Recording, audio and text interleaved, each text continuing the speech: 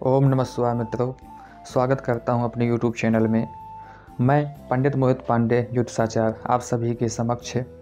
मित्रों, जैसा कि आज इस समय हमारा विषय चल रहा है हस्त सामुद्रिक शास्त्र के विषय में, यानी कि हमने अभी पूर्व में ही चर्चा की थी शंख के विषय में और सीप के विषय में, यानी कि हमारे उंगलियों में जो निशान बने होते हैं उनके अनुरूप हम अपना जीवन, अपनी आजीविका, अपना भाग्य हम समझ सकते हैं क्या होगा क्या नहीं होगा। उसी प्रकार आज हम बात करने वाले हैं मित्रों चक्र के विषय में। यदि हमारी उंगलियों में चक्र का निशान बना हुआ है, कितने चक्र के निशान बने हुए हैं, उसी के अनुसार हम अपने आजीविका आदि, अपने भाग्य के विषय में, अपने जीवन के विषय में हम जान सकते हैं। उन चक्र के निशानों का अवलोकन करके हम यह समझ सकते हैं कि हमारा जीवन कैसा रहेगा, हमारी आजीविका कैसी रहेगी, हमारा दाम्पत्य सुख कैसा रहेगा, यह हम समझ सकते हैं। तो मित्रों, जैसा कि हमारे ज्योतिष शास्त्र में, हस्त सामुद्रिक शास्त्र में कुछ चौपाइयों के माध्यम से बताया गया है,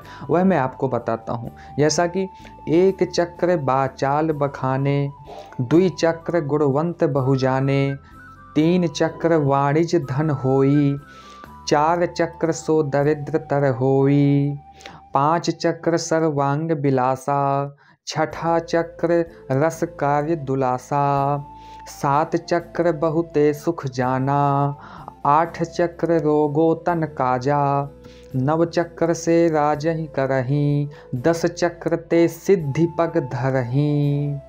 तो मित्रों, अब मैं आपको समझाता हूँ, यानी कि हमारे इस ज्योतिष शास्त्र में, हस्त सामुद्रिक ज्योतिष शास्त्र में यह चौपाई के माध्यम से बताया गया है कि यदि हमारी उंगलियों में इन पोरों में जो निशान बने होते हैं चक्र शंख आदि के, उसमें से मैं आपको बताता हूं कि यदि चक्र का निशान बना होगा तो क्या होगा और कितने निशान बने होंगे, उसी के अनुरूप मैं आपको उसका फल बताता हूं।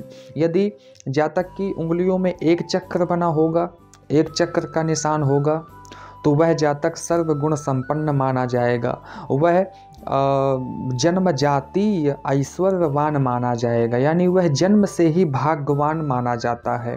यदि किसी के एक चक्र बना हुआ है तो वह जन्मजात सर्व सौभाग्यवान और सुख संपत्ति समृद्धिवान माना जाता है। मित्रों, यदि दो चक्र बने हुए हैं तो वह बाचाल, यानी कि बोलने में चतुर, बोलने में गुणवान, बोलने में सभी को मोहित करने वाला, सभी प्रकार की उसको नीतियाँ समझ आती हैं, कैसे किसको बोलना है, कैसे किससे बोलना है, यानी कि वह बाचाल, बोलने में सर्वगुण संपन्न माना जाता है। बोलने में सभी प्रकार के गुण उसके अंदर उत्पन्न होते हैं। उसके ऊपर माँ सरस्वती देवी की अति कृपा होती है।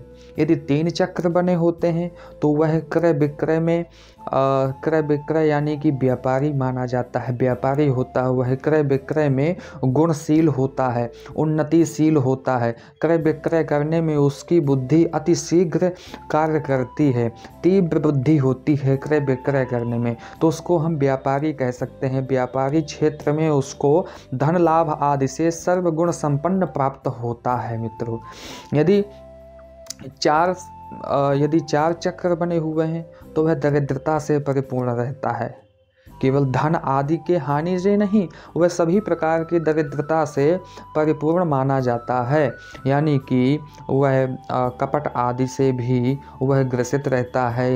ईर्ष्या घृणा आदि से दरिद्रता, धन संबंधी दरिद्रता, वैभव संबंधी दरिद्रता, कौटुंबिक संबंधी दरिद्रता उसके अंदर समाई होती है। मित्रों, यदि जातक के 5 चक्र बने हुए हैं, उंगलियों में जातक के 5 चक्र बने हुए हैं, तो वह सदा प्रसन्न होता है, सदा सुखी होता है, सभी से उसकी बनती है। यानी कि जैसा कि आपने सुना होगा कि छोटी छोटी बातों में किसी न किसी से लड़ाई झगड़ा आदि उत्पन्न होते रहते हैं, तो ऐसा उसका नहीं होता है। वह सभी से सुख संपन्न, वह सभी से जो है तो मिल करके रहने वाला होता है और सदा प्रसन्न रहता है, हमेशा सुखमय उसका जीवन व्यतीत होता है उस जातक का। मित्रों, यदि 6 चक्र बने हुए हैं तो वह जातक रसिक होता है, कामी होता है, उल्लासी होता है, किसी कार्य को प्रसन्नतापूर्वक करने वाला होता है, उल्लासपूर्वक उसके अंदर से उल्लास उत्पन्न होता है, किसी भी कार्य को करने में वह समर्थवान तो होता है लेकिन उल्लास प्रसन्नतापूर्वक करने वाला होता है, तो वह कभी भी दुखी नहीं रहता है। यदि 7 चक्र बने हुए हैं तो वह जातक धन धान्य से संपन्न होता है, उसको उसके अंदर उसके साथ धन की कभी भी कमी नहीं पड़ सकती है। कोई भी कार्य को करने के लिए वह अग्रणी होता है, धन उसके पीछे पीछे आ जाता है, किसी न किसी क्षेत्र से किसी न किसी रास्ते से उसके सामने धन की प्राप्ति हो जाती है, उसको धन की चिंता करने की कोई आवश्यकता नहीं है। मित्रों, यदि 8 चक्र बने हुए हैं तो वह जातक रोगी माना जाता है, उसको अनेकों प्रकार की बाधाएं घेर लेती हैं, दुर्घटनाग्रस्त हो जाता है, बीमारियों से ग्रस्त हो जाता है, उसको धन की हानि उत्पन्न होती रहती है। स्वाभाविक यदि व्यक्ति बीमार होगा तो धन की हानि होगी, धन का व्यय होगा ज़्यादा से ज़्यादा।